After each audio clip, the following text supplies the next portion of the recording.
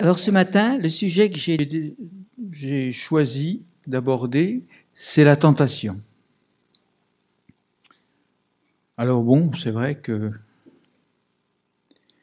il y a beaucoup à dire sur ce sujet-là et nous ne allons pas faire le tour de tout ce qui concerne la tentation, mais disons un certain aspect.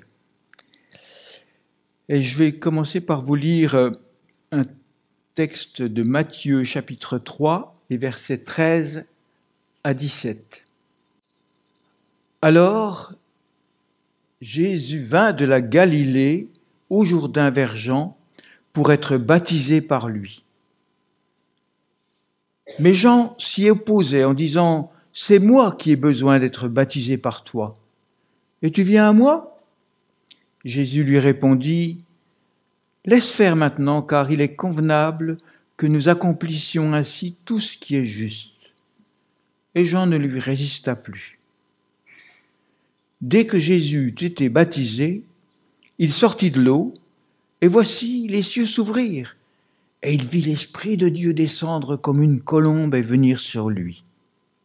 Et voici, une voix fit entendre des cieux ces paroles, « Celui-ci est mon Fils bien-aimé, en qui j'ai mis toute mon affection. » Un chrétien, d'après le dictionnaire, c'est quelqu'un qui a la foi en Jésus-Christ et qui a reçu le baptême. Et d'après Wikipédia, un chrétien est une personne qui adhère à la religion issue de Jésus de Nazareth et qui suit son enseignement rapporté par les évangiles. Il est même ajouté, il peut se former auprès d'une autorité religieuse, église, ou en étudiant l'évangile seul ou avec d'autres personnes. Tout cela, globalement, est juste, bien sûr. Mais Jésus n'a pas seulement enseigné une religion. Il n'a pas seulement donné des préceptes. Il a aussi voulu être un exemple. Et il l'a répété bien des fois à ses disciples en disant « Je suis le chemin, la vérité et la vie ». Le soir de l'institution de la Sainte Seine, et Albert en a vaguement parlé dans sa prière, quand il a lavé les plaies de ses disciples, il a même ajouté clairement qu'il nous avait donné un exemple, afin, il dit, je vous ai donné un exemple afin que vous fassiez comme je vous ai fait. C'est dans Jean 13, 15. C'est donc aussi pour nous montrer un exemple que Jésus s'est fait baptiser, et Dieu a validé cet exemple en démontrant visuellement par la descente du Saint-Esprit sous l'image d'une colombe, et même en soulignant tout cela par cette parole, « Tu es mon Fils bien-aimé, en toi j'ai mis toute mon affection ». Lorsque cet événement s'est produit, le baptême de Jésus, Jésus avait 30 ans.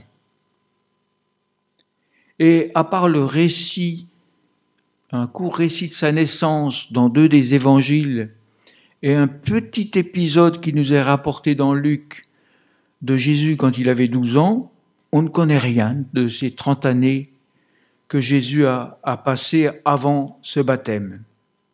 Alors sa vie devait sûrement beaucoup ressembler à celle de ses contemporains, et il est probable qu'il était charpentier, comme son père adoptif Joseph, et rien ne semblait le différencier de ses contemporains.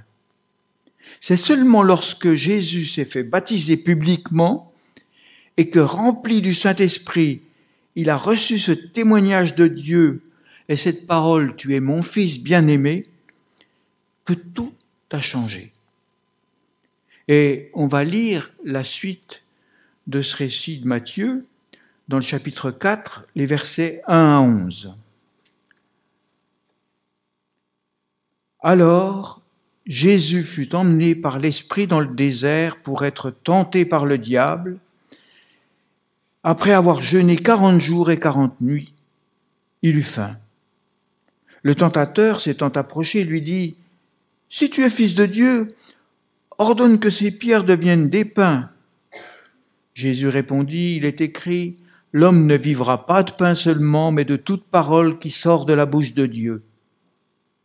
Alors le diable le transporta dans la ville sainte, le plaça sur le haut du temple et lui dit, si tu es fils de Dieu, jette-toi en bas, car il est écrit, il donnera des ordres à ses anges à ton sujet, et ils te porteront sur les mains, de peur que ton pied ne heurte contre une pierre. Jésus lui dit, il est aussi écrit, tu ne tenteras point le Seigneur ton Dieu. Le diable alors le transporta encore sur une montagne très élevée, lui montra tous les royaumes du monde et leur gloire, et lui dit, je te donnerai toutes ces choses si tu te prosternes et m'adores.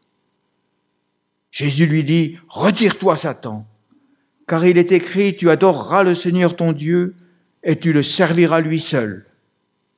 Alors le diable le laissa, et voici des anges vinrent auprès de Jésus et le servaient. Certainement que ce récit de 3 tentations de Jésus ne donne pas tous les domaines où Jésus a été tenté, puisque dans la lettre aux Hébreux, chapitre 4, verset 15, il est écrit « Jésus a été tenté en toutes choses ». Mais ce récit est surtout là comme un exemple qui nous est donné pour notre instruction. Tout d'abord, parce qu'il nous montre comment et pourquoi le diable s'attaque à ceux qui suivent la volonté de Dieu. Et aussi, la façon dont on doit réagir quand nous sommes tentés.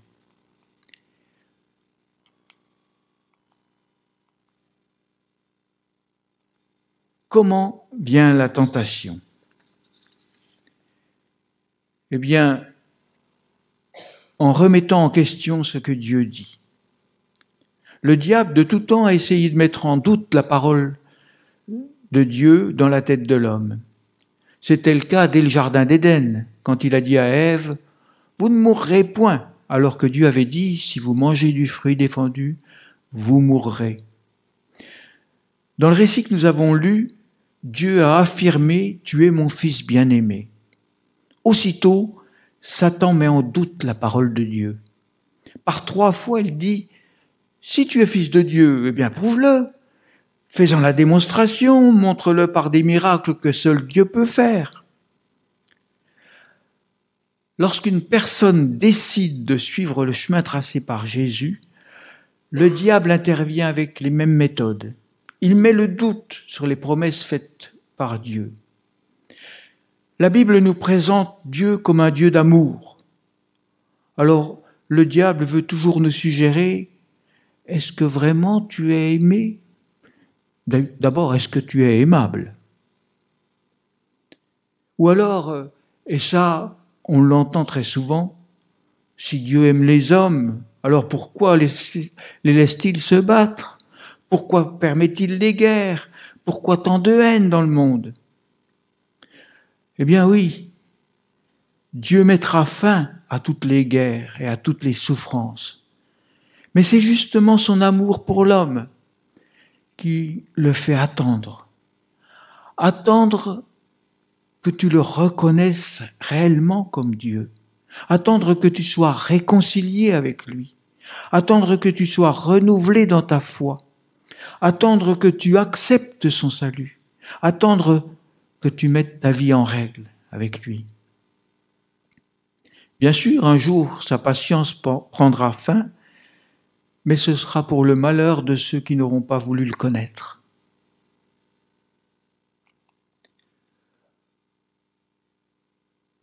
Pourquoi et dans quel but suscite-t-il la tentation?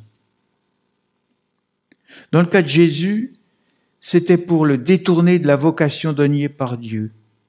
Jésus est venu sur cette terre avec une mission que l'on peut résumer en 4 points. Jésus est venu révéler Dieu aux hommes. Et la Bible nous montre comment l'homme s'est éloigné de Dieu en se laissant séduire par le diable. Donc la vocation de Jésus elle peut se résumer dans 4 points. Jésus est venu révéler Dieu aux hommes. On a vu tout à l'heure, on a évoqué tout à l'heure le jardin d'Éden, mais il y a eu aussi la tour de Babel, Sodome et Gomorrhe, et puis bien d'autres épisodes où l'homme a voulu se faire Dieu à la place de Dieu et où l'homme a cru trouver la liberté en s'éloignant de Dieu. Jésus est venu pour montrer que Dieu est amour, qu'il s'intéresse à chaque personne en particulier, et surtout à ceux qui sont dans la détresse ou qui cherchent un but à leur existence. La Bible nous dit que l'Éternel est près de ceux qui ont le cœur brisé et qu'il sauve ceux dont l'esprit est dans l'abattement, dans le psaume 34, verset 18. Eh bien, le diable ne veut pas que l'homme connaisse l'amour de Dieu. Un deuxième point, c'est que Jésus est venu réconcilier l'homme avec Dieu. L'homme éloigné de Dieu par ses erreurs avait besoin que Dieu se rende accessible. Et c'était aussi la mission de Jésus. Dieu s'est fait homme, il s'est mis au niveau d'un simple homme pour rétablir le contact. Et dans la deuxième épître aux Corinthiens, chapitre 5, verset 19, il est écrit « Car Dieu était en Christ, réconciliant le monde avec lui-même, en n'imputant point aux hommes leurs offenses, et il a mis en nous la parole de la réconciliation. » Et le diable ne voulait pas de cette réconciliation. Le troisième point, c'est que Jésus est venu restaurer l'homme, le réparer ce qui avait été détruit par le péché. L'apôtre Paul écrit dans sa lettre aux Romains, au chapitre 7, versets 18 à 21, « Ce qui est bon, je le sais, n'habite pas en moi, c'est-à-dire dans ma chair. J'ai la volonté, mais pas le pouvoir de faire le bien. Car je ne fais pas le bien que je veux, et je fais le mal que je ne veux pas. Et si je fais ce que je ne veux pas, ce n'est plus moi qui le fais, c'est le péché qui habite en moi. Je trouve donc en moi cette loi, quand je veux faire le bien, le mal est attaché à moi. » Je pense que nous devons bien reconnaître qu'il ne suffit pas de désirer être exemplaire pour le devenir. Et le constat que fait Paul dans le passage que je viens de lire, je crois que nous pouvons le faire dans notre propre vie. C'était aussi la mission de Jésus de régler ce conflit intérieur qui habite l'homme. La culpabilité, le sentiment d'échec, la peur de l'avenir, les angoisses face à l'éternité. Eh bien, le diable ne voulait pas que Jésus règle ce conflit intérieur. Mais Jésus dit dans Jean 14, 7, « Je vous laisse la paix, je vous donne ma paix, je ne la donne pas comme le monde donne, que votre cœur ne se trouble point et ne s'alarme point. » Le diable ne veut pas que Jésus apporte cette paix intérieure. Le quatrième point, c'est essentiel, Jésus est venu sauver l'homme. Et cette mission de la vocation de Jésus nous est exposée tout au long des évangiles. Mais je ne citerai qu'un seul de versets qui le concernent. C'est Jean 3,16 que tout le monde connaît, « Car Dieu a tant aimé le monde, qu'il a donné son Fils unique, afin que quiconque croit en lui ne périsse point, mais qu'il ait la vie éternelle. » Cette mission de salut pour l'humanité, motivée par l'amour de Dieu, portée à chaque personne, eh bien, c'est justement ce que Satan ne voulait pas. Ces 4 éléments de la vocation de Jésus, eh bien, le diable est venu pour les empêcher, pour empêcher Jésus de faire son ministère. Lorsqu'une personne décide de suivre le chemin tracé par Jésus, eh bien, le diable intervient exactement de la même manière et avec le même but, nous détourner de la vocation que Dieu nous a donnée. Le premier élément de la vocation que Dieu nous a donnée, c'est le salut que nous avons en Jésus-Christ. En lui, Dieu nous a élus avant la fondation du monde pour que nous soyons saints et irrépréhensibles devant lui. Éphésiens 1:4. Eh bien oui, le plan de Dieu pour nous, c'était de passer l'éternité avec lui. C'est notre vocation. Nous avons été créés pour ça, créés pour le bonheur, pour un bonheur que nous ne pouvons même pas percevoir, même pas définir sur la terre, parce que le péché a détruit toute relation et nous ne pouvons même pas toucher du doigt l'ombre de ce bonheur. Eh bien, le diable ne veut pas de cette éternité que Dieu nous a promis, pour laquelle Dieu nous a créés. Le deuxième élément de la vocation de l'homme, c'est d'être libéré du péché. Pour pouvoir retrouver cette relation et jouir de ce bonheur avec Dieu, eh bien, nous avons besoin de la relation avec Dieu et nous avons besoin d'être délivrés de ce qui nous sépare de Dieu. C'est lorsque nous succombons à la tentation que nous sommes séparés de Dieu. Romains 6, verset 18, dans Romains 6, verset 18, il est écrit « Ayant été affranchis du péché, vous êtes devenus esclaves de la justice. » Le plan de Dieu pour nous est de nous délivrer de nos addictions, de nos servitudes, et de nous rendre justes. Parce que le péché que nous commettons n'impacte pas que celui qui le commet. C'est aussi le péché des uns qui a un impact sur les autres et qui asservit les autres. Et évidemment, le diable ne veut pas de cette libération. Le troisième élément de la vocation qui est donnée à l'homme, c'est de partager notre foi, partager notre espérance avec ceux qui nous entourent. 1 Pierre 4,10 écrit « Comme de bons dispensateurs des diverses grâces de Dieu, que chacun de vous mette au service des autres le don qu'il a reçu. » Utiliser nos dons pour le bien de tous, c'est aussi ce qui peut nous rendre heureux, et c'est notre vocation.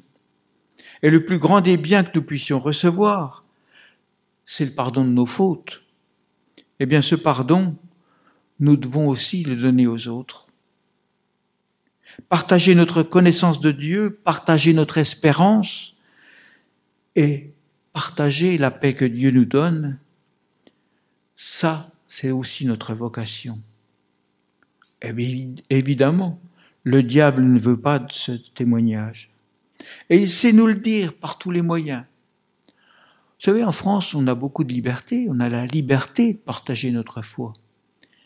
Mais on n'oublie pas de nous répéter à tout vent que la foi, ça fait partie de l'intimité. Que partager sa foi, c'est presque de l'impudicité. La foi, c'est une chose personnelle. On entend des gens dire « Oui, moi je crois en Dieu, mais ça ne concerne que moi. » Bien non, la vocation de l'homme, c'est de partager ce qu'il a de meilleur, c'est de partager sa foi. Comment résister à la tentation ? On voit dans les 3 exemples de la tentation que Jésus a subie que le tentateur le pousse à démontrer qu'il est le Fils de Dieu par un miracle. Jésus n'a rien à démontrer, sinon qu'il croit à l'affirmation que Dieu a donnée « Tu es mon Fils bien-aimé, en toi j'ai mis toute mon affection ». Notre foi dans les promesses de Dieu est essentielle pour résister aux tentations que le diable met sur notre route. Jésus, en répondant « L'homme ne vivra pas de pain seulement, mais de toute parole qui sort de la bouche de Dieu », eh bien, répond clairement au diable, j'ai pas besoin de faire un miracle pour prouver que je suis fils de Dieu, puisque la parole de Dieu, c'est « Tu es mon fils bien-aimé ». Ça suffit comme preuve.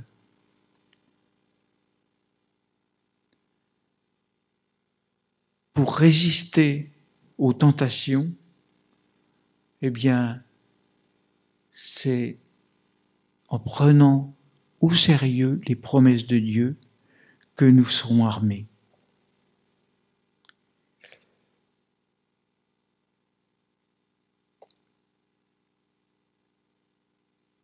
Jésus, lui, dit par cette parole que ce que Dieu a dit suffit et que ça prouve plus que tout autre miracle qu'il pourrait faire. Et à chaque intervention de Satan, c'est avec la parole écrite de Dieu que Jésus répond. On voit que c'est aussi la manière dont nous devons répondre. Et là aussi, Jésus est un exemple. Et pour répondre avec la parole écrite de Dieu, il faut la connaître. Et nous avons besoin de cultiver cette connaissance de la parole de Dieu. Alors, après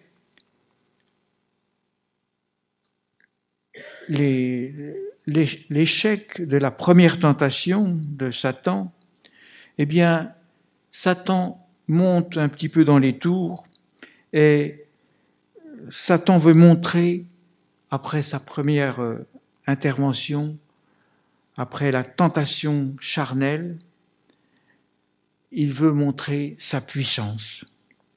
Parce que vous savez que la première tentation, elle était au ras du sol, elle était dans le désert. Et c'était pour un sujet terre à terre. Transformer une pierre en nourriture. C'était subvenir à un besoin primaire. C'était vraiment une tentation charnelle. La deuxième tentation, elle se situe au sommet du temple. Elle fait intervenir des anges.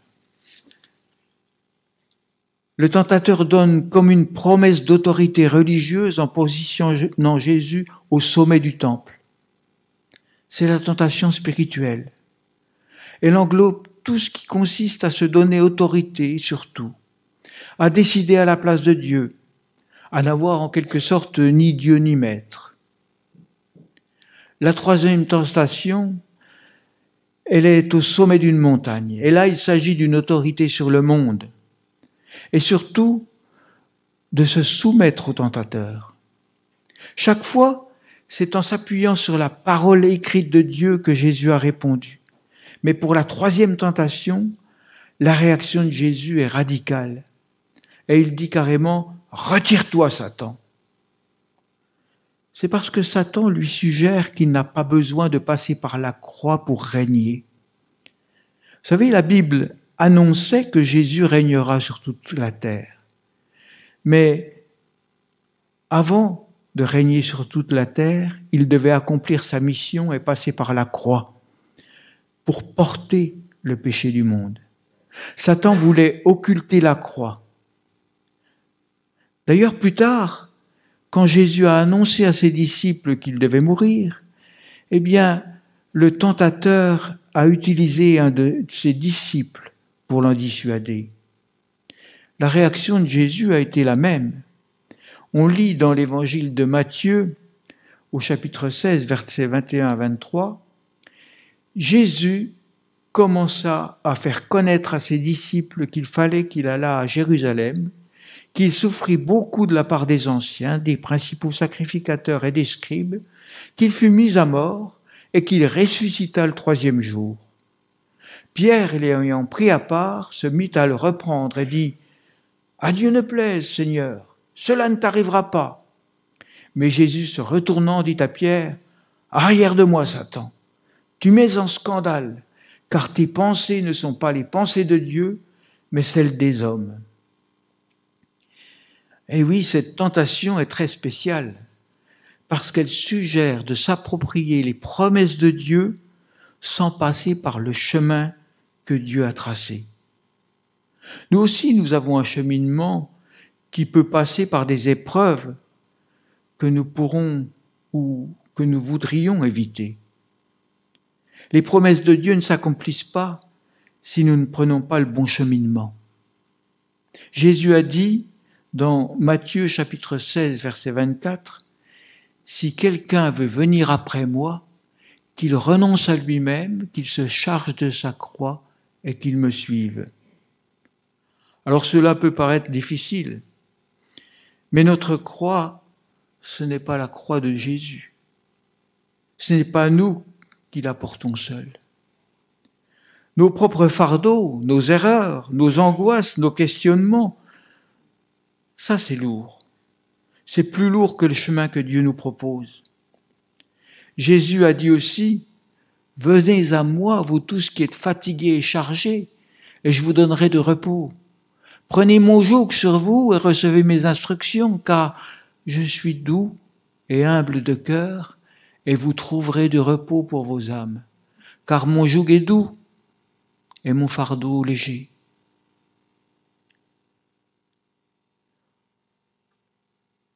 J'aime bien faire des randonnées dans la montagne. Et lorsqu'on marche en montagne et qu'on suit un chemin de randonnée, il est balisé. Et il y a parfois des chemins qui semblent très difficiles. Et on a quelquefois l'impression qu'en s'écartant du chemin, en prenant un chemin de traverse, ce sera plus court, peut-être même plus facile. Pourtant, le chemin, il a été tracé par les gens qui connaissent la montagne. Et c'est le meilleur chemin. Celui qui est balisé, c'est le meilleur chemin. Et le chemin qui semble plus facile, eh bien, quelquefois, il est plus facile jusqu'à ce qu'on se trouve devant un gouffre infranchissable ou devant une paroi insurmontable. Je ne sais pas si vous avez déjà été tenté par des raccourcis. En tout cas, Jésus est l'exemple, il est le chemin, et s'en écarter ne peut que nous amener à une impasse. Le chemin qui pendant un temps peut sembler plus facile n'est qu'un leurre. Alors je ne sais pas ce matin si quelqu'un est sous le poids d'une tentation particulière ou si quelqu'un s'est laissé tenter par un raccourci qui l'a mené à une impasse. Je ne sais pas si vous vous êtes laissé détourner d'une vocation que Dieu vous avait donnée ou si carrément vous n'avez pas encore choisi de suivre le chemin. Dans tous ces cas de figure, je voudrais vous donner, ou plutôt nous donner à tous, l'occasion de faire le point. Et je voudrais que nous nous courbions dans un instant de méditation. Oui, Seigneur, tu me connais, tu nous connais mieux que nous-mêmes. Tu connais les fardeaux de chacun d'entre nous. Tu connais les difficultés. Tu connais les angoisses. Tu connais les questionnements. Eh bien, tout à nouveau ce matin, Seigneur, nous venons à toi pour nous décharger de nos fardeaux et prendre ton joug qui est facile et léger et nous laisser guider par le chemin que tu nous as tracé. Merci Seigneur parce que tu ne te lasses pas de pardonner. Tu ne te lasses pas de nous appeler. Tu ne te lasses pas de nous guider. Merci pour ta patience envers chacun de nous, Seigneur. Merci pour ta grâce pour chacun d'entre nous. Et ce matin, j'aimerais donner l'occasion, si quelqu'un a envie de retrouver les balises du Seigneur sur son chemin, eh bien qu'il le fasse en levant la main, en disant « Oui, Seigneur, j'ai besoin de remettre mes pas dans les tiens, parce que je suis un peu déboussolé. J'ai un peu perdu le chemin. » Ou la vocation, j'ai laissé la vocation de côté, la vocation que tu m'avais donnée. Eh bien, ayez la liberté de lever la main pour dire « Oui Seigneur, je veux reprendre ce chemin. » Et puis, tous ensemble, eh bien, nous pouvons réaffirmer notre volonté d'être des disciples, des chrétiens affermis dans la foi. Les pas dans les pas de Jésus. Amen.